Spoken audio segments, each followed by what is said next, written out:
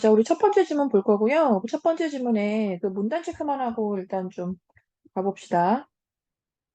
1문단, 2문단,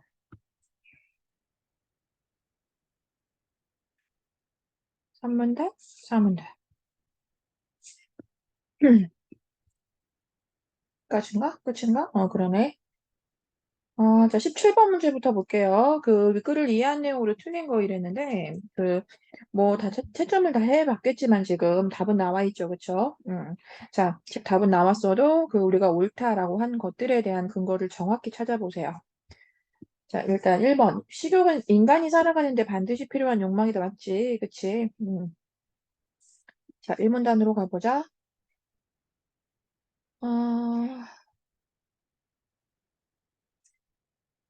어, 이 지점이죠. 그 식욕이라는 거는 그 인간이 살아가는데 필요한 영양분을 얻기 위해서 반드시 필요한 것이다. 자, 이 지점에서 우리가 17번에 1번 선택지 근거 범위 얘기할 수 있고. 이제 그 다음에 선생님이 그냥 2번 읽어볼게요. 그 인간의 뇌에 있는 시상하부는 인간의 식욕에 영향을 끼친다 이랬는데, 이것도 사실 그 바로 다음 문장이 연결되어 있습니다. 자, 식욕이라는 건 기본적으로 뇌 시상하부에 있는 식욕 중추에 영향을 받는다. 그리고 이 중추에는 뭐가 있는지 얘기해 주죠. 자, 배가 고픈 느낌이 들게 하는 섭식 중추가 있고, 또 반대로 포만 중추도 있고. 자, 이 두 번째 문장에서 이렇게 그대로 이 두 번째 선택지 근거법을 찾을 수 있고요. 자, 그리고 우리가 이제 3번이 답이었어요. 그 읽어보면 그 위의 운동에 관여하는 오렉신은 전두연합 영역에서 분비된다 이랬는데, 그걸 얘기하고 있는 게 3문단이었나? 음, 그러네. 자, 이 오렉신 얘기했죠. 그쵸? 자, 위 운동에 관여하는 이 오렉신은 연합 영역에서 나와서 이렇게 얘기했는데, 그 사문단의 그 아래 부분을 좀 보면은, 뭐, 여기죠. 이 전두 연합 영역에 신경세포가 있는데, 자, 그것이, 맛있네, 뭐, 이런 신호를 어디로, 섭식 중추로 보내면, 거기에서, 섭식 중추라는 곳, 거기에서 오렉신이 나와서, 자, 그 오렉신이 이제 위 운동에 무언가 작용을 하게 된다. 자, 이런 얘기잖아. 자, 그래서 요거 선택지로 와보자. 자, 요거 와보면, 요것도 아까 2번, 1번, 1번단에 있었고, 위 운동에 관여하는 이 오렉신에 대해서 우린 이걸 전두연합 영역에서 분비된다? 아니지. 자, 이것은 어디에서? 좀 전에 확인했지만, 섭식 중추에서. 자, 이렇게 얘기해야겠죠? 음. 남은 것도 볼게요. 자, 음식의 특정한 맛에 우리가 질렸을 때 더 이상 먹을 수 없다고 생각을 할 수 있다. 자, 이거 어때? 이것도 본문 속에 있었죠. 어디에? 사문단에 있었고요. 자, 찾아오세요.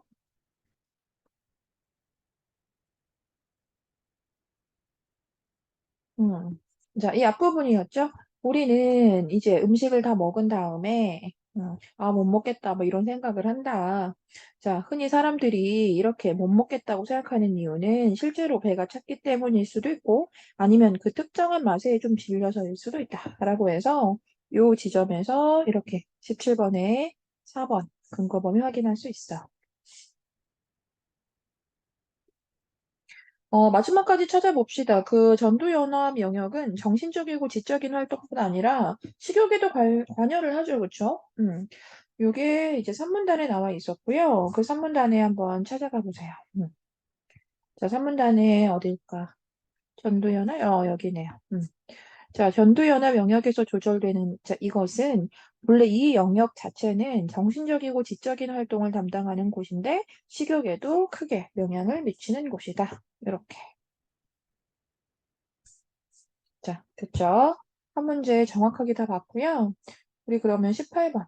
요게 조금 글쎄요, 어려우실 수도 있겠다는 생각이 듭니다.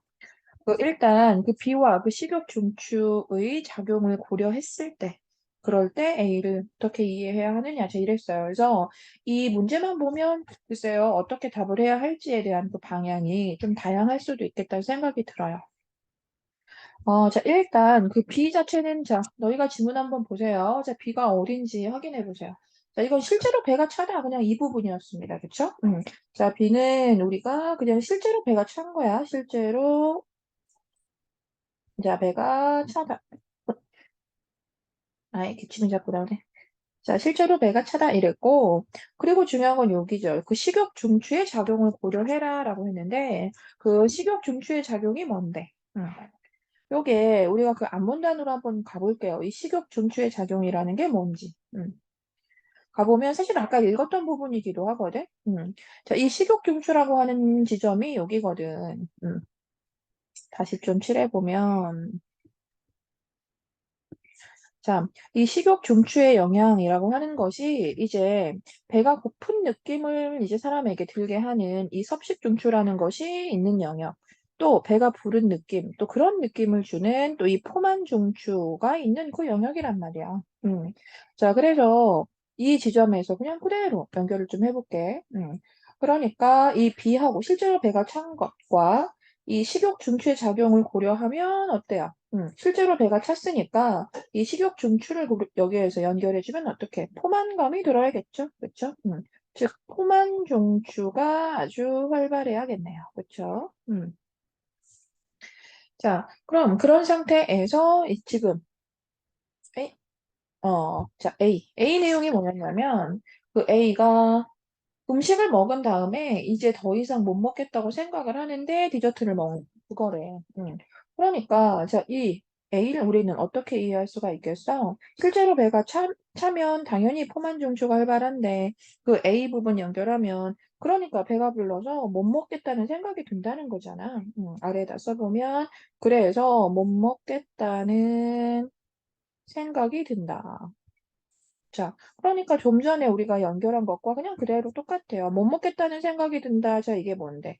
그대로 이렇게 포만 중추가 당연히 여기에서 활발한 것이라고 해야 하잖아. 그런데 그 문장이 어떻게 끝났냐면 못 먹겠다는 생각이 드는데 그런데 어떻게 된다? 디저트를 먹는다. 이렇게 되는 거야.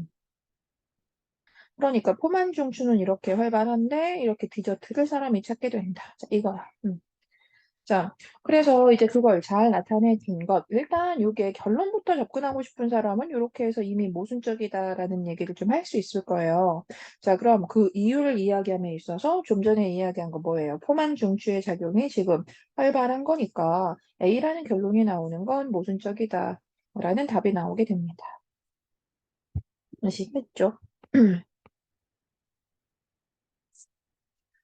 자, 그 다음 이제 19번이고요. 그 19번 같은 경우가 이제 뭐 특정한 부분을 좀 연결해줘야 하는 부분, 뭐 그 문제였지, 그치?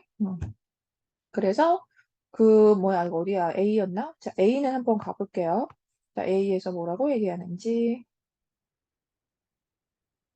뭐 길지 않으니까 이거 좀 빠르게 보고요. 우리 문제에선 그냥 바로 좀 외우는 느낌으로 해서 다시 지문 왔다 갔다 하지 않고 그냥 봅시다. 음, 자, 일단 이건 뭐 과정이죠. 그죠? 자, 과정에 대한 이야기였으니까 먼저 여기 우리가 이제 그렇다면 어떻게 이 몸속 영양분의 상태에 따라 우리는 식욕을 조절할 수 있지? 라는 질문을 해놓고 여기에서 중요한 역할을 하는 게 이제 혈액 속에 흐르는 두 영양소였습니다. 자, 볼게. 일단 특히 탄수화물에서. 음, 자, 즉 탄수화물부터 얘기하네요. 즉 탄수화물에서 분해된 무엇이? 포도당이. 음, 자, 포도당이 지방에서 분해된 또 지방산이 이렇게 중요하대요. 음. 자, 탄수화물에서 분해된 포도당하고 이렇게 지방에서 분해된 이 지방산이 중요하다. 자, 그래서 먼저 탄수화물부터 얘기해 주는 거예요. 자, 볼게요. 자, 탄수화물은 식사를 통해 섭취가 된 다음에 어디 소장에서 이제 먼저 분해가 되면 그것이 포도당으로 변해서 혈액 속으로 들어간대. 음. 자, 그럼 당연히 어때? 그 혈액 속에 이 포도당의 농도가 높아지겠죠. 그렇죠? 그래서 이를 줄이기 위해서 이 췌장에서 인슐린이 분비가 된답니다. 그렇게 이 포도당하고 인슐린이 혈액을 타고 이 시상하부로 이동을 해서 결국 이 포만 중추의 작용이 막 활발해지는 거래. 음. 자, 반면, 여기까지는 이제 탄수화물이었습니다. 자, 그럼 다음, 자, 이렇게 탄수화물 얘기였고, 자, 그럼 이번에 지방. 자, 반면 지방은 그 피부 아래 조직에 중성지방 형태로 저장되어 있다가, 자, 이것은 그 피부 아래에 이 중성지방의 형태. 로 저장이 되어 있다가 이 공복 상태가 길어지면 혈액 속으로 이제 막 흘러 들어가서 이것이 간으로 운반이 된대요. 자, 그래서 이 부족한 에너지를 보충하기 위해서 이 간에서 다시 중성 지방이 이제 분해가 되고 이 과정에서 생긴 무엇이 지방산이 이 혈액을 타고 쭉 시상하부로 이동을 한대. 그럼 섭식 중추 작용은 여기에서 어떻게 되겠어요? 당연히 지금 이 아이가 자, 즉 섭식 중추의 작용이 당연히 촉진이 되겠죠. 그리고 반대로 포만 중추의 작용은 억제가 되겠죠. 자, 이게 왜 섭식 중추의 작용은 촉진된다라고 해야 돼? 이 지방 자체는 지금 공복 상태가 길어지면 이라는 전제를 가지고 있었잖아. 자, 그래서 이 공복 상태가 길어지면 이 지방 자체가 이제 좀 분해가 되면서 그렇게 지방산이 이 혈액을 타고 막 이동을 하게 되니 자, 그래서 섭식 중추의 작용이 막 촉진이 되는 거. 아시겠죠? 자, 그래서 이 A에서는 이와 같은 내용을 얘기했어. 그럼 19번 문제 바로 연결해서, 좀 전에 읽었으니까 바로 한번 너희들이 말해보세요. 자, 지금 탄수화물이 포함된 식사 전후에 이 혈액 속을 흐르는 물질이 어쩌고저쩌고 막 그랬어. 자, 그럼 먼저, 자, 탄수화물이 분해된다. 그치? 자, 탄수화물이 분해됩니다. 자, 그래서 기억, 무엇이 만들어지지? 포도당이 만들어지지. 그치? 자, 그렇게 해서 이 포도당이 혈액으로 막 흡수가 되면 어때? 자, 포도당의 어떤 농도가 막 이제 올라가게 되죠. 그렇죠? 자, 그러면 이 췌장에서 분비가 된다고 했지. 무엇이 분비가 된다고 했어? 인슐린이 분비가 된다고 했지. 인슐린이 분비가 되지. 자, 그치? 자, 그렇게 해서 이제 이 혈액 속을 막 흐르게 되는 거잖아. 자, 일단 1번 볼게. 그 혈관 속에 이 기억의 양이 줄어들면, 자, 포도당의 양이 줄어들면 니은이 분비된다. 맞아? 아니잖아. 자, 기억의 양이 이제 포도당의 농도가 어때? 높아지면, 많아지면, 자, 그럴 때 우리는 인슐린이 분비된다라고 했잖아. 자, 그 다음에 혈관 속에 그렇게 기억관이은이 많아져. 그럼 우린 배가 고픈 느낌이 들어? 아니지. 오히려 무엇이 포만 중추가 여기에서 막 활발해진다. 라고 해줘야지. 알겠죠? 자, 그 다음에 이제 디귿 연결해 볼게. 자, 그러다가 이제 공복 상태가 길어지면 이 중성지방이 분해가 된다고 했지. 그치? 자, 이 우리가 피부 조직 아래에 이렇게 저장되어 있던 어떤 지방이라고 해가지고 이제 그것이 이제 분해가 돼서 뭐가 되니? 지방산이 된다. 이렇게 얘기했지? 자, 그렇게 지방산이 이렇게 혈관 속을 흐르다 보면 자, 이것은 무엇을? 결국 배가 고픈 느낌. 그렇게 섭식 중추를 작용 이렇게 활발하게 만들어준다. 자, 이렇게 얘기했었지. 자, 그럼 3번. 자, 공복 상태가 길어지면 기억과 디귿은 자, 공복 상태가 길어지는데 자, 이 두 가지 포도당하고 지방산을 묶어가지고 이것이 지금 식욕 중추에 전달이 된다라고 말할 수 있어? 아니잖아. 음. 이렇게 기억은 빠져야지, 그지? 그다음 4번 뭐 답이었죠? 공복 상태가 길어지면 혈관 속에 이렇게 포도당의 양은 줄어들고 자 이렇게 지방산의 양은 늘어났기 때문이다라고 해줘야겠죠. 그래서 우리 혈액 속에서 이 포도당의 양이 즉 포도당이 이제 많이 이렇게 뭐 혈관 속에 흡수가 돼가지고 그렇게 인슐린과 함께 이제 혈관을 흐르게 되면 우리는 이제 배가 부르다 자 이런 느낌을 받는 것이고 자 그러다가 이제 공복 상태가 길어져서 이렇게 지방산이 또 혈액 속에 흐르게 되면 우리는 이제는 또 배가 고프다 자 이런 생각을 하게 된다라는 얘기 뭐 내용이었죠. 넘어갑시다. 자, 이렇게 20번 문제고요. 자, 틀린 거 찾아라인데, 자, 이것도 뭐 읽으면서 한번 연결해보자. 일단, 너무 많이 먹어서 배가 터질 것 같아. 이랬어. 그럼 지금 A, 이 아이는 어떠니? 포만 중추가 활발하겠다, 그치? 자, 이 아이는 지금 포만 중추가 활발한 상태야. 자, 그 다음에 B 아이는, 나도 배는 부른데, 내가 좋아하는 떡볶이를 좀 더 먹어야겠어. 라고 했네. 자, 일단 넘어갈게. 자, 그러면서 이제 디저트를 보고 나서 그 A가, 나 예전에 먹어봤는데 정말 맛있었어. 먹어볼까? 자, 이 아이가 좀 전에 배가 불러 이랬거든? 그런데, 더 먹을까? 좋아하는 게 있어. 더 먹을까? 이랬단 말이야. 자, 그럼 우린 이것과 연결할 수 있는 선생님이 좀 전에 읽었던 거 혹시 뭐였어요? 그 18번 문제에서 잠깐 언급했던 이 섭식중추에서 이 아이는 지금 섭식중추에서 무엇이? 오렉신이. 그치? 자, 이 아이는 지금 그렇게 배가 부른데도 뭔가 먹어볼까? 이러고 있거든. 그러니까 섭식중추에서 막 오렉신이 나와서 그렇게 위 공간을 늘릴 수 있겠다. 그치? 그래서 비아이가 너 배부르다며 했더니 먹을 배는 따로 있다고 막 이랬어. 그러면서 와 대단하다. 나는 그냥 입맛에는 별론데 녹차나 먹어야지 그냥 이랬습니다. 음. 자, 1번. 그럼 A는 이 오렉신의 영향으로 그 위에 공간이 더 마련되었을 것이다. 자, 지금 읽은 내용이잖아. 그치? 선생님 바로 연결한 내용. 이렇게 A는 오렉신의 영향 맞고, 그래서 위에 공간이 더 마련이 될 것 같다. 오케이. 음. 자, 그 다음에 그 A는 섭식 중추의 작용으로 이 뷔페의 과자가 맛있었다고 떠올린다. 자, 이랬는데, 이 섭식 중추라는 것이 지금 계속 반복적으로 나오고 있거든? 자, 지금 이 아이는 섭식 중추의 작용이 일어나고 있는 거는 맞아. 그치? 자, 사실 섭식 중추를 연결해 볼 수 있는 건 무엇뿐이니? 여기에서. 그러니까 배가 부르다라는 이 포만 중추란 말이야. 그치?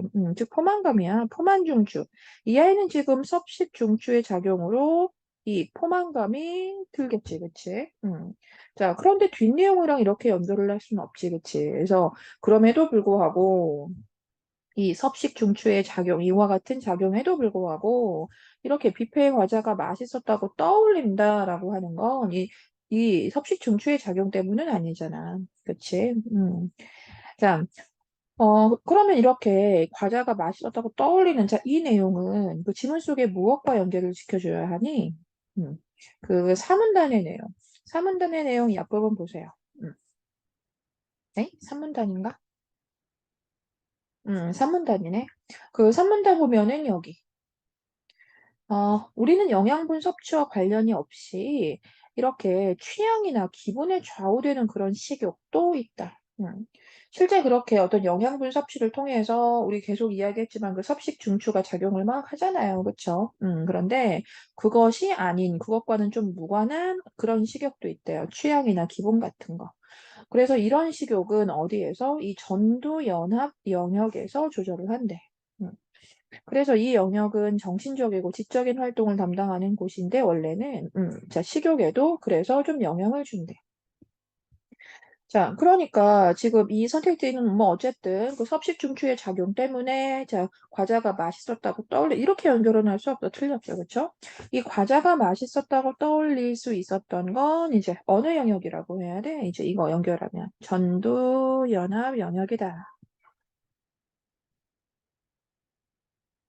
그래서 섭식 중추의 작용으로 이 아이는 포만 중추가 활발하겠지만 그 외로 또 식욕과 관련이 있는 건 전두연합 영역도 뭐 있으니까 자 그래서 자기가 뭐 좋아하는 뭐 그런 생각을 또 여기서 더 할 수 있다 뭐 이런 얘기였습니다. 음. 자, 그래서 이 B는 그 영양분의 섭취와는 무관하게 뭐 떡볶이가 먹고 싶다고 생각을 했다. 그러니까 그런 영양분의 섭취와는 무관하게. 그러니까 일단 이 아이도 막 배부르다 막 이랬으니까 일단 포만 중추는 막 활발한 상태인데, 그것과는 무관하게 떡볶이가 먹고 싶다고 뭐 생각을 했다.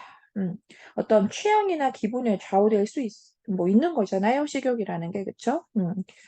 당연히 이 아이가 떡볶이가 먹고 싶다는 이 생각 이런 것도 뭐 전두연합 영역에서의 일이었겠네. 음.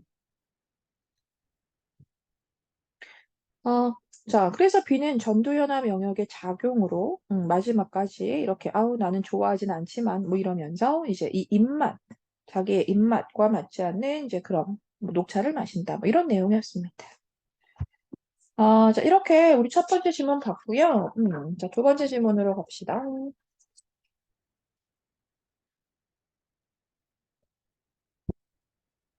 자, 두 번째 질문은 뭐 설명하기보다는 좀 빠르게 읽어보고 갈게요. 자, 보세요. 자, 정약용은 조선 후기의 실학자고 인간 본성에 대한 탐구를 한 사람이다. 음. 자, 인간 본성에 대한 탐구를 통해 그 인간의 선한 행위를 설명하는 사람이다. 그 이전까지는 절대적 권위를 가지고 있던 주희의 주자학이라는 게 있었대. 그러니까 즉 정약용의 뭐 이런 어떤 내용을 지금 이야기함에 있어서 이전까지 이 주위의 주작이라는 것이 절대적 권위를 가지고 있었는데 그것을 어땠다? 비판하면서 그렇게 자기의 이론을 새롭게 정립한 그런 사람이랍니다. 그래서 주위와는 전혀 다른 관점을 보여주었다. 라고 했네요.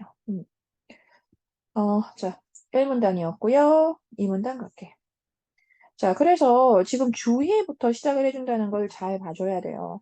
지금 이렇게 이 문단에 그 주희에 대한 이야기를 먼저 하잖아. 즉, 주희의 이론이 나오는데, 자, 그럼 이건 어때? 자, 우리의 이 정약용의 이론과는 반대되는 이론이다라고 생각해줘야죠. 자, 그럼 주희는 이 인간의 본성을 이 본연지성 그리고 기질, 자, 이렇게 설명했대. 그럼 본연지성이란 이 인간은 하늘로부터 받은 순수하고 선한 본성을 가지고 있다는 얘기고, 이 기질지성이라고 하는 게 사람마다 다 그런 어떤 상태에서 다 다른 기질이 더해진 것이라고 이야기를 한대. 그래서 이 본연지성이라고 하는 건 인간이라면 누구나 부여받은 그런 순수한 본성 같은 거고, 그러니까 이런 건 다 인간이라면 이렇게 공통적으로 가지고 있는 거고, 거기에 무엇이 달라서 이 기질, 이러한 본연에 사람마다 기질이 다 다른 기질이 더해진 거다라고 한 거죠. 그래서 요런 게 이제 좀 개인적이네요. 그쵸? 자, 그래서 이 주의는 결국 기질이 맑으면 선한 행위를 하는 거고 탁하면 악한 행위를 하는 거다. 이렇게 얘기했다는 거야. 그런데 정약용은 선한 행위와 악한 행위의 원인을 결국 기질로 보게 되면 그 행위에 인간의 의지는 개입되지 않는 거니까 이걸 기질로 본다는 건 결국 행위에 인간의 의지는 개입되지 않는 것과 같은 말로 이해해줘야 한다는 거야. 아시겠죠? 그래서 그 행위의 원인을 기질이라고 하면 결국 인간의 의지는 개입되지 않는 거잖아. 라고 해야 된대. 자, 그래서 결국은 악한 행동을 한 사람한테도 윤리적인 책임을 물을 수 없게 된대요. 음. 결국 악한 행동을 한 사람은 저 사람은 원래 타고난 기질이 저러하니 그래서 악한 행동을 한 것이다 라고 해야 하니까 그러면 그 사람한테 책임을 물을 수 없게 된다는 거야. 그래서 이렇게 주위의 관점을 비판했습니다. 음. 그래서 그 이 문단 자체에서는 결국 왜 비판을 했는가, 즉 비판한 이유라고 해도 좋고요. 아니면 그 정약용의 입장에서 본 그 어떤 주자학의, 즉 주위의 뭐 문제점이라고 해도 좋고요. 음. 자, 이제 그다음부터는 이제 정약용의 이론이 나오게 되는 거야. 자, 정약용은 인간의 본성을 기호라고 봤대요. 자, 기호. 인간의 본성을 기호라고 봤다. 이 기호라는 건 지금도 쓰는 말이지만 우리가 좋아하는 것이란 뜻이죠. 그래서 생명이 있는 모든 존재는 다 각각의 기호가 본성이다. 다 이제 기호를 가지고 있다. 뭐 다음 읽지 않아도 뭐 꿩은 그래서 뭐 산을 좋아하는 경향성, 또 변은 물을 좋아하는 경향성, 그래서 인간도 경향성. 자, 즉 모든 생명이 있는 존재는 각각의 기호를 가지고 있다. 라고 했대. 그래서 이런 경향성은 다 공통적으로 가지고 있는 겁니다. 그래서 그중에 이 정약용은 이 인간에게 이 감각적인 욕구에서 비롯된 것과 도덕적 욕구에서 비롯된 이 기호가 있다라고 얘기했어. 음. 자, 그다음 이 감각적 욕구에서 비롯된 이 기호는 생명이 있는 모든 존재가 지니는 그런 육체의 경향성 같은 거래. 즉, 감각적 욕구라고 하는 것은 바로 이 생명이 있는 모든 존재라면 다 가지는 그런 경향이래. 맛있는 걸 좋아하는 거, 맛없는 걸 싫어하는 거, 따뜻한 걸 뭐 선호하는 거, 뭐 차가우면 춥다고요. 뭐 이런 거겠죠. 그래서 이런 감각적 욕구라고 하는 건 생명에 있는 그런 모든 존재가 가지는 그 육체의 경향성이다. 이렇게 얘기한 거야.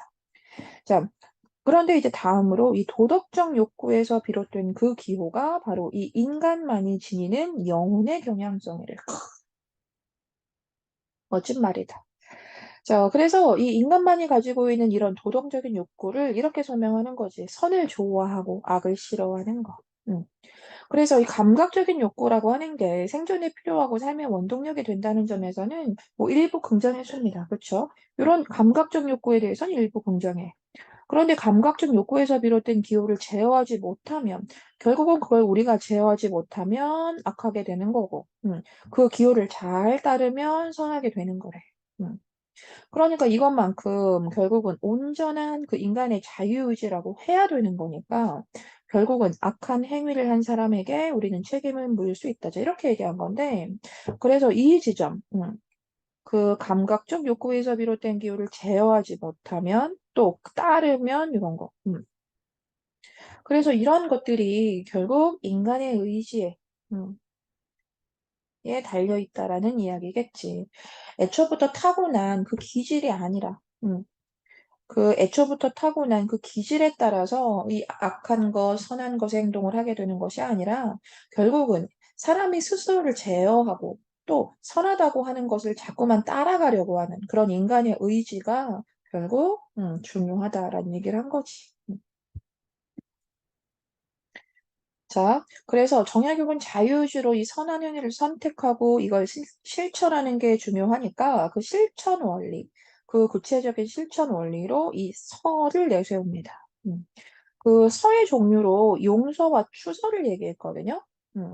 그 중에서는 추서가 특히 중요하다고 말씀하셨대요. 자, 일단 용서 어때? 많이 들어본 말이지, 그치? 자, 용서는 타인을 다스리는 것과 좀 관련이 있대. 좀 남을 너그럽게 생각하는 것과 관련이 있답니다. 그리고 이 추서라는 게 자기를 다스리는 것과 좀 관련이 있다. 그래서 뭐 거짓말하는 거하고 좀 연결이 되는데 만약에 친구가 거짓말을 했을 때 잘못을 덮어주는 이제 그런 게 용서죠. 우리가 아는 대로.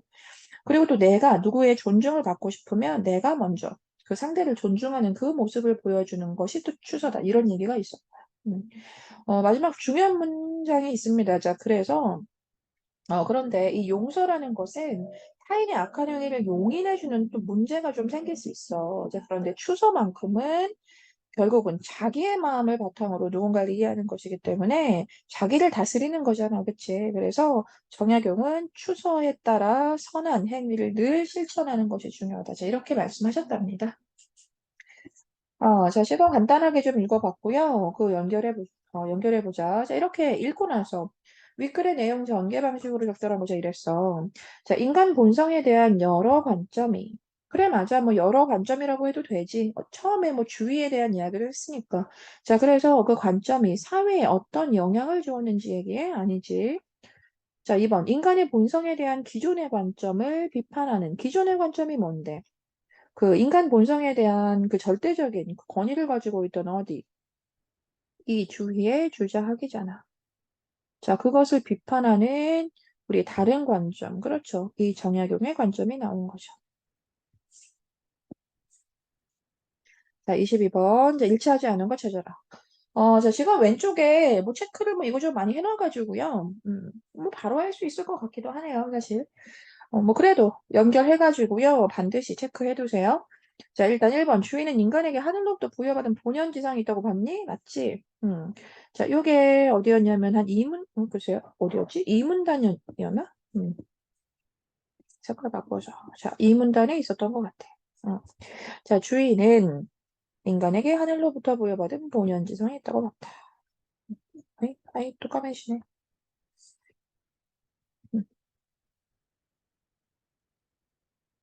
뭐 여기죠. 그 본연지성, 인간이 하늘로부터 부여받은 순수한 선한 본성. 자, 주인은, 맞죠? 자, 이렇게 주인은 인간이 하늘로부터 부여받은 순수하고 선한 본성이 있다고 했습니다. 그게 뭐다? 본연지성이었다. 자, 요 지점 22번에 1번. 이렇게.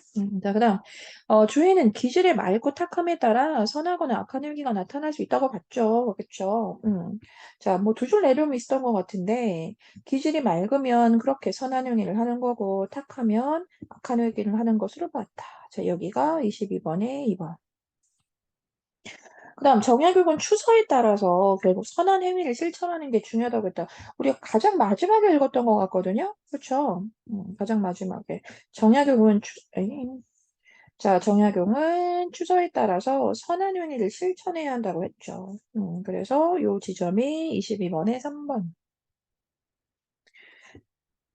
자, 정약용은 감각적인 욕구가 악한 행위를 유도하니까 제거하자. 자, 틀렸다는 거 아시겠죠? 자, 제거해야 한다라고 했어. 아니지. 누구나 다 생명이 있는 존재라면 누구나 이 감각적인 욕구라는 건 있다라고 얘기했지. 음. 어, 일단 왼쪽 보면 바로 왼쪽이니까 이 감각적인 욕구라는 게 생존에 필요하고 삶의 원동력이 됩니다. 자, 그래서 당연히 일부 필요한 점이에요, 얘들아. 일부 긍정, 즉 일부 필요한 점이야. 그런데 이것 때문에 사람들이 뭘 못해? 자기의 기호를 제어하지 못하는 게 문제인 거죠. 알겠어. 결국은 감각적인 욕구에 문제가 있다는 것이 아니라 감각적인 욕구를 제어하지 못하는 무엇에 인간의 의지에 문제가 있다. 이렇게 되잖아. 알 것 같아요? 그래서 감각적인 욕구 그 자체가 제거되어야 한다? 아닙니다. 자, 우리는 그것을 제어하지 못하는 그 의지에 문제가 있는 거죠. 아시겠죠? 그것을 제어하는 의지의 문제다. 의지의 문제. 그것이 중요한 거지. 그것이. 자, 넘어갑시다. 23번. 기억과 니은에 대한 이해인데, 그 기억, 감각적인 욕구, 도덕적 욕구, 이렇게 되네. 여기가 감각, 여기가 도덕. 자, 그럼 기억은 인간이 제어할 수 없는 기호다. 제어할 수 없는 거다? 그거 아시겠어요, 바로? 인간이 제어할 수 없는 거다 아니죠. 인간이 제어해야 하는 것이라고 했잖아. 알겠어.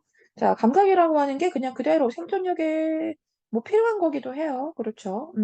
그런데 그것이 좀 지나치거나 이럴 때 스스로 제어할 수 있어야 한단 말이야. 그러니까 제어할 수 없는이라고 하면 안 되죠. 뭐 일부는 필요하고 또 일부는 뭐 제어해야 하는 거죠. 제어해야 한다. 이렇게 해야지. 그쵸? 그다음 니은 도덕적인 것. 자, 이것은 생존에 필요한 욕구에서 비롯된 것이다.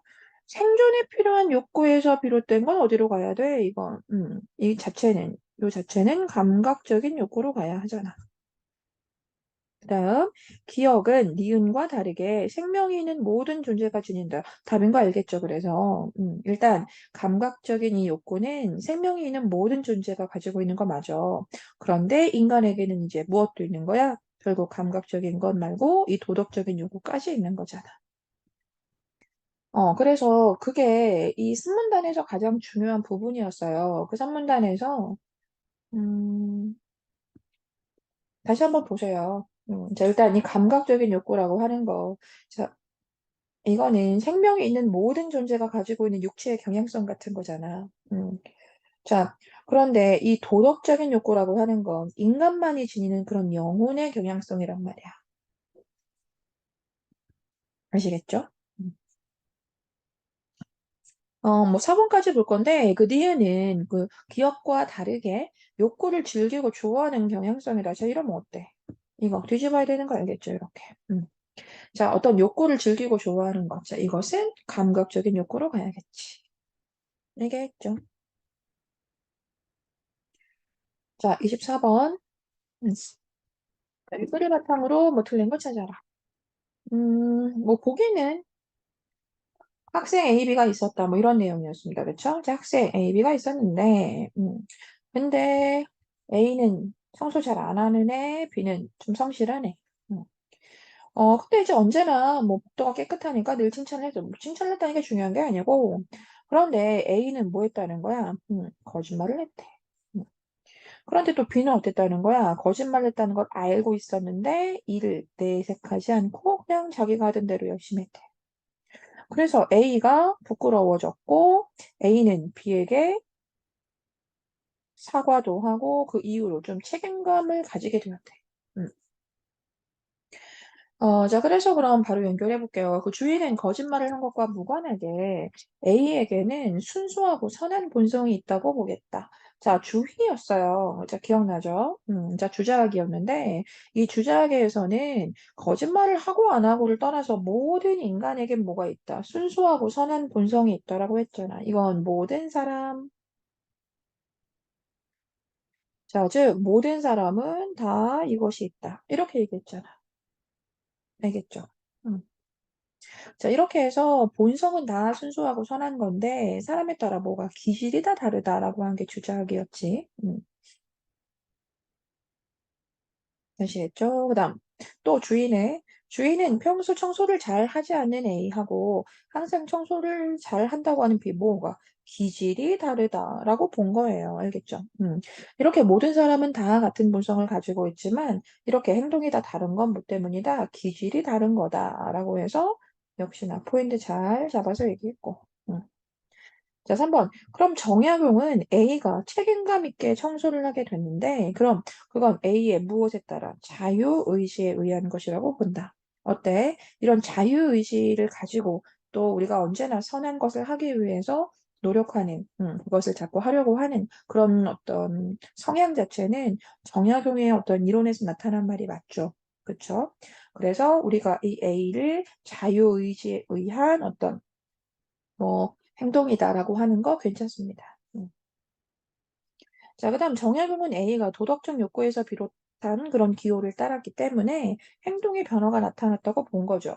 그래서 처음에는 막 하기 싫으니까 안 하고 이렇게 된 거잖아. 누구나 좀 편한 걸 막 추구하고 이렇게 뭐 애써 뭐 노동하고 막 이런 걸 좋아하지 않으니까 처음에는 비록 이 아이가 도덕적인 욕구를 잘 따르진 않았지만 결국 마지막에는 도덕적인 욕구에 비롯된 자신의 기호를 잘 따라갔기 때문에 이렇게 결론이 나타난 거다라고 하는 것도 괜찮아. 그런데 선생님이 읽으면서 이 3번, 4번에 대해서 이렇게 말할 수 있는 건가라는 어떤 생각이 들 수 있다고 봐요.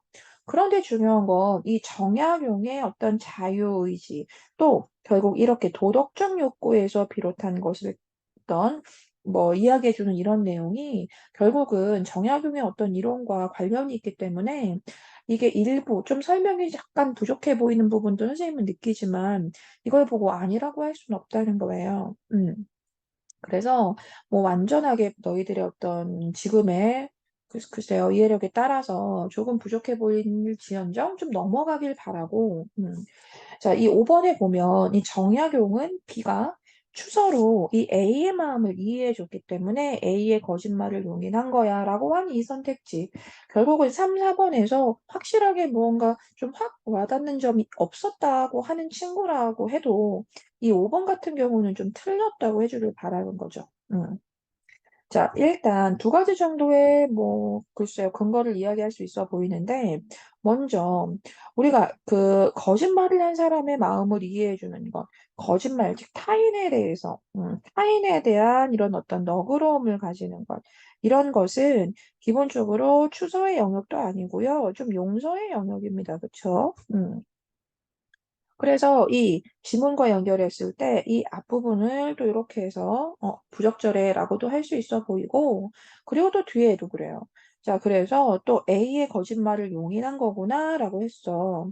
그런데 이 지문 속에서는 그 타인의 거짓말을 용인하게 되는 그런 문제점이 있을 수 있지만이라고 했거든. 즉, 지문에서의 이런 어떤 타인의 거짓말을 용인하는 건 문제점의 영역이란 말이야. 음. 그러니까 결국 결과가 좋게 나왔단 말이죠. 이렇게 만약에 지문 속에서 타인의 거짓말을 용인해 주어서 또 무언가 그래서 문제가 더 연이어 나타나는 경우였다면 우린 이런 문장을 연결해 볼 수 있었겠지만 여기에서는 결국 타인의 마음을 내가 너그럽게 이해해 주는 그러한 과정을 비롯해서 결국은 A가 좋아진 거잖아. 그러니까 여기에서 이런 용인이 가지고 있는 문제점을 연결할 수는 없지. 알겠어요? 그래서 뭐 요래보나 조래보나 틀렸다는 얘기입니다. 아시겠죠? 자, 마지막.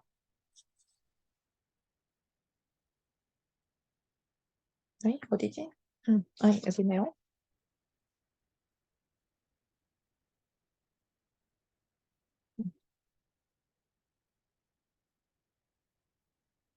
자, 일단 문제만 볼게요. 문제만 보면서 연결하면서 좀 얘기합시다. 자, 아시겠죠?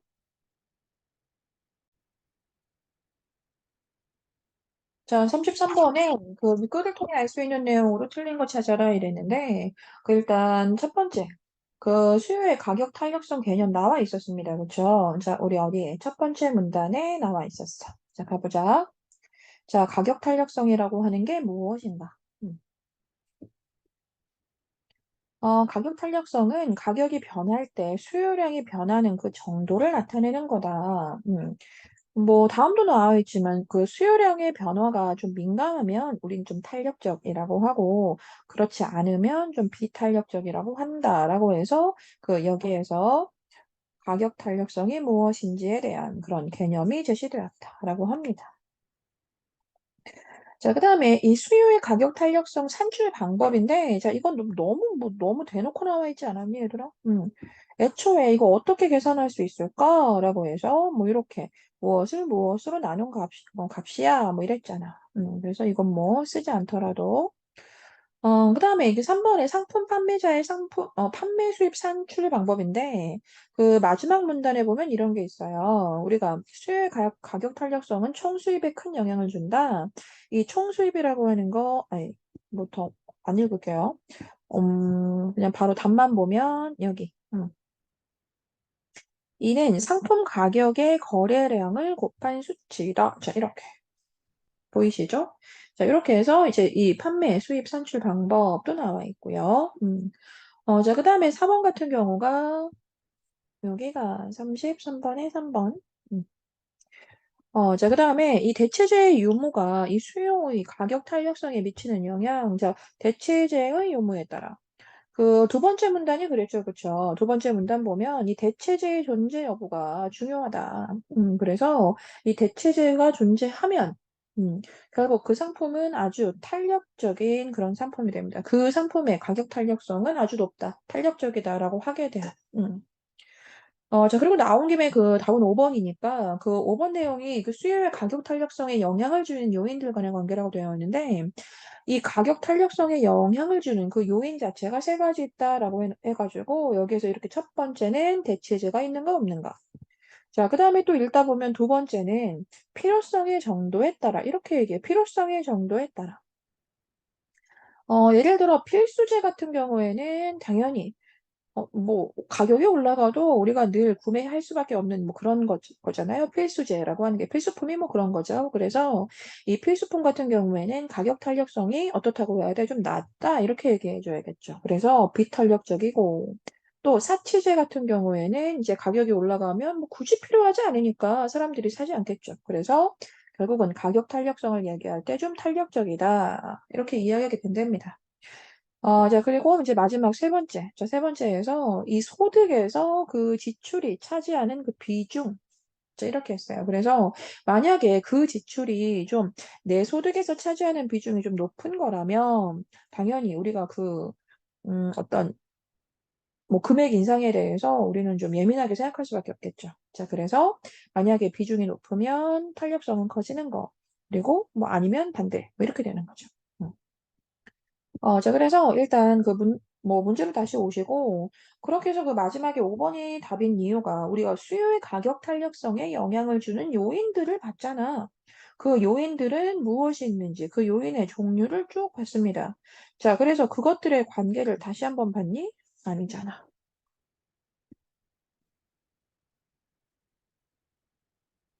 자, 다음을 보자. 쌀을 주식으로 하는 갑국은 이라고 했어.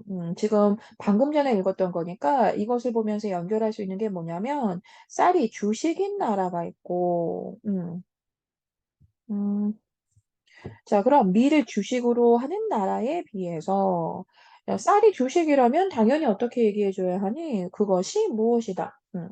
어떤 필요성의 정도에 따라서 이 탄력성이 달라지는 뭐 그 내용을 이야기하려나 보다라고 해야겠죠. 그래서 이 필요성의 정도에 따라 우리가 좀 전에 읽었던 대로 필수제가 있고 그리고 또 사치제가 있잖아. 그치?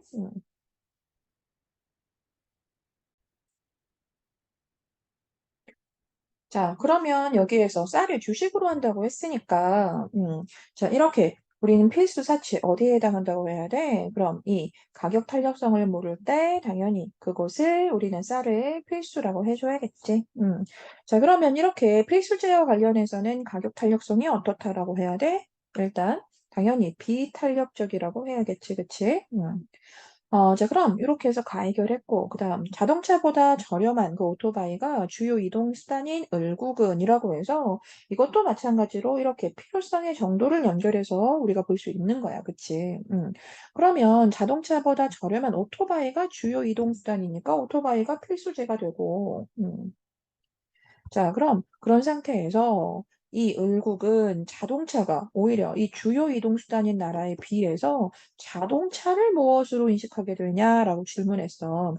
그럼 자동차가 오토바이가 필수 이 주요 이동수단이기 때문에 오히려 자동차를 사치제로 인식하게 되겠다. 그치? 자, 그럼 또 여기에서 이거 빠지고. 자, 그러면 결국 자동차를 마지막으로. 자, 자동차의 가격 탄력성은 어떻다라고 해야 돼? 이건 높다라고 해줘야겠지? 높다의 개념이 탄력적인 거잖아, 그치? 자, 그 다음 35번. 그 A의 이유로 적절한 것은? 이라고 했는데, 자, 이 A로 한번 바로 가볼게요. 일단 지문으로. 자, A가 뭐였냐면, 마지막이었는데, 아이고야. 이 마지막 문단 같은 경우에 시작을 좀 볼게요. 이게 3문단이었는데, 그 시작할 때, 이 수요의 가격 탄력성은 총 수입에 아주 큰 영향을 미친대요. 자, 수요의 가격 탄력성은 결국 총 수입에 영향을 주게 된대. 자, 일단 총 수입이라는 것의 개념 뭐 다음 줄에 나오는데, 총 수입은 상품 판매자의 판매 수입이에요. 자, 그러니까 가격을 인상하고, 그래서 사람들이 덜 사고, 목은 더, 이렇게 되는 거, 덜 사게 되는 그런 어떤 비중 같은 거. 자, 그럼 결국 그것은 판매자의 판매 수입에 굉장히 큰 영향을 줄 거잖아, 얘들아. 자, 그래서, 어, 이게 또 이제 문제랑 연결되니까 그냥 다 읽어볼게요. 자, 그래서 일반적으로 이 수요의 가격 탄력성이 이 비탄력적이라면, 자, 가격이 상승하면 총 수입도 증가하게 되는 거래. 그런데 이 수요의 가격 탄력적이라면 가격이 상승하면 총 수입은 감소한대요. 자, 이거 바로 혹시 이해되나요? 가격 탄력성이 비탄력적이면 어때? 사람들이 크게 영향을 받지 않는다는 거잖아. 그치? 그래서 어느 정도 결국 판매량 자체는 좀 줄어들 수 있겠지만 결국 상승한 것에 비해서 판매량이 많이 줄진 않았기 때문에 결국 가격이 상승하는 대로 총 수입도 증가할 수 있는 거야. 그런데 만약에 가격 탄력성이 좀 떨어져. 그 높은 거죠, 오히려. 만약에 가격 탄력성이 탄력적이다라고 해서 그 탄력성이 좀 높아. 그러니까 즉, 이렇게 만약에 그 어떤 금액 자체가 인상이 많이 됐을 때 사람들이 그것을 보고 이제 영향을 많이 받는 거죠. 막 사지 않아, 막. 자, 그러면 결국 가격이 상승하면 결국 상대적으로 총 수입 같은 경우에는 굉장히 많이 줄어들 수 있다라고 할 수 있는 거죠. 자, 그래서 이제 다음에 나와 있으니까, 이제 예를 들어서 어느 상품의 가격이 500원에서 600원으로 20%가 상승했대. 20% 상승. 자, 그런데 이 수요량 같은 경우에 그래서 100개에서 90개를 팔았대요. 100개를 원래 팔았는데 90개를 팔았대요. 자, 그렇게 해서 오히려 10% 감소했대. 음. 그럼 이 상품의 수요는 어떻다고 해야 돼? 이 상품의 어떤 가격 탄력성을 이야기하면 이 상품은 비탄력성이라고 해줘야 돼. 음. 자, 왜? 오히려 증가했으니까요. 음. 자, 그래서 결론인데 그 A의 수요의 가격 탄력성을 파악하는 게 그래서 판매자한테 매우 중요한 일이라는 얘기였습니다. 자, 그럼 이렇게 지금 한 문단 읽었지만 이렇게 가격 그 마지막에 뭐 마지막 문장이었으니까 이렇게 가격 탄력성을 파악하는 그 이유 그 자체가 판매자한테 매우 중요한 그 이유가 뭐 때문이다? 무엇에 영향을 주니까? 그 이유 자체가 판매자의 총 수입에 영향을 주기 때문이잖아. 영향을 주기 때문이다. 그러니까 첫 번째 읽었던 그 문장, 그 문단의 시작 자체가 가장 중요했거든요, 이렇게. 결국은 총수입에 영향을 미치기 때문에 그것을 파악하는 것이 가장 중요하다라고 한 거예요. 음. 자, 그대로 나타난 바로 4번이 답이 되는 거고요. 아시겠죠? 4번 읽어보시면 이렇게 수요의 가격 탄력성이 판매자의 총수입 증가 여부에 너무나 영향을 크게 주기 때문이다. 아시겠죠?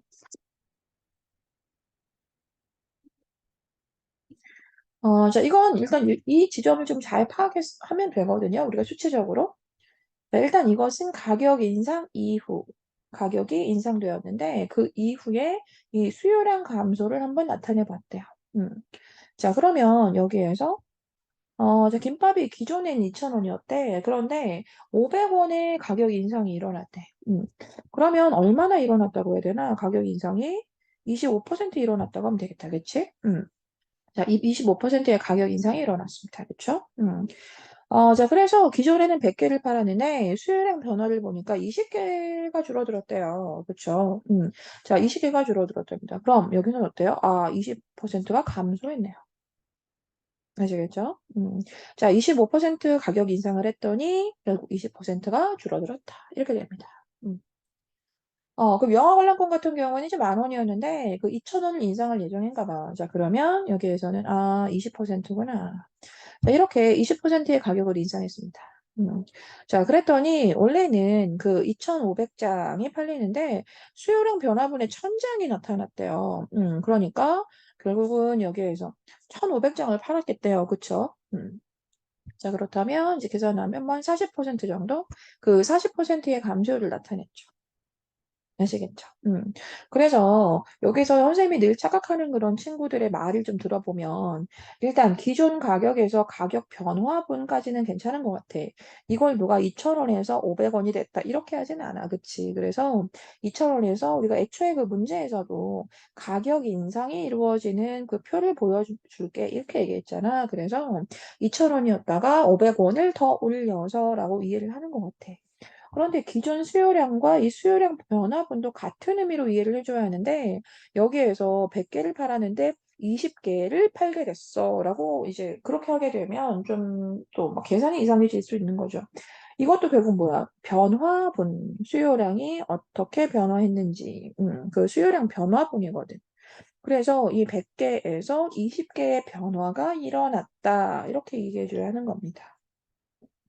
알겠어요? 자, 그렇게 해서 기존에 100개를 이렇게 팔았다면 수요량 변화분이 20개이기 때문에 결국은 80개를 팔았던 얘기야. 아시겠죠? 관람권도 마찬가지고. 그래서 2,500장을 팔았었는데 1,000장의 변화가 일어나서 결국은 1,500장을 팔았다는 얘기. 알겠어? 음. 자, 그럼 어쨌든 뭐 문제에서도 얘기하겠지만 지금 이렇게 나왔습니다. 자, 그럼 가격 탄력성하고 한번 연결해 볼게요. 이 가격 탄력성하고 연결해 보면 이것도 어려운 거 아니야, 얘들아. 가격 탄력성 어디 갔지? 아, 여기 있다.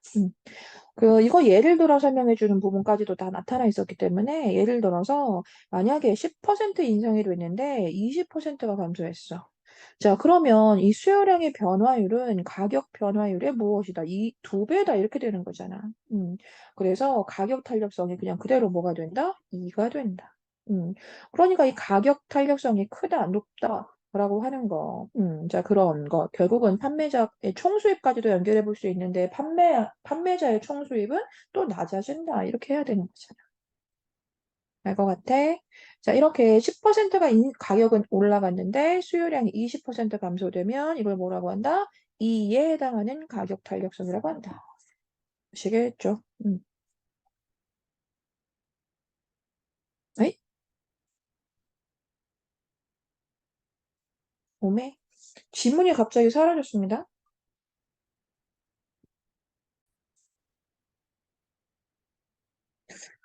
지금 지문이 갑자기 꺼져서 다시 켰는데 이게 지금 나오고 있는지 잘 모르겠네요. 녹화를 다 해봐야 할 것 같네요, 선생님이.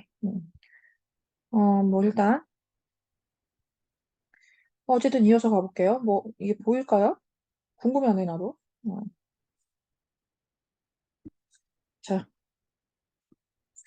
뭐 아무튼 그래서 지금 다시 한번 써보자면 자 여기에서 우리가 얼마 얘기했더라? 자, 25%의 어떤 변화.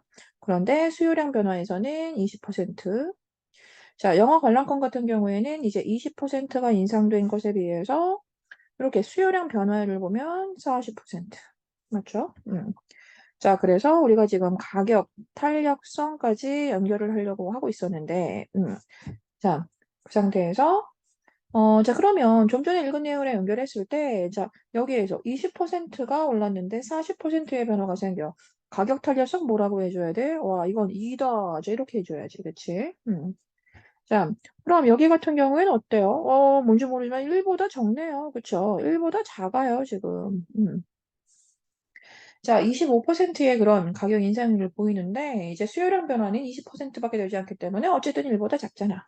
음, 알겠죠? 자, 그럼 1번, 김밥은 가격의 변화율, 그 위에 나와 있죠? 자, 가격의 변화율이 수요량의 변화율보다 작다. 작니? 아니요. 큰데요? 자, 그 다음, 영화 관람객의 관람권의 가격의 변화율이. 자, 수요량의 변화율보다 크니? 아니요. 작은데요?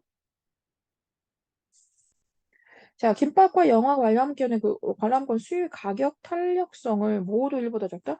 하나는 지금 가격 탄력성이 2고요. 하나는 1보다 작아요. 알겠죠? 지금 모두 1보다 작다 이럴 수 없죠. 그쵸? 자, 그 다음 김밥과 영화 관람권은 가격의 변화율에 대한 수요량의 3번, 4번이 같은 얘기인 것 같은데 선택지가. 자, 그래서 이 둘을 묶어서 변화율이 같다. 자, 이렇게 말할 수 없다는 거 아시겠죠? 그럼 결론적으로 답은 5번인 김밥 수요의 가격 탄력성은 비탄력적이고 그리고 영화 관람권의 뭐 어떤 가격 탄력성은 그래서 탄력적이다. 알겠죠? 우리가 숫자가 높으면 탄력적이다라고 하고 그것이 1보다 낮으면 비탄력적이다라고 하는 거 맞잖아. 아시겠죠? 자, 여기까지 할게요.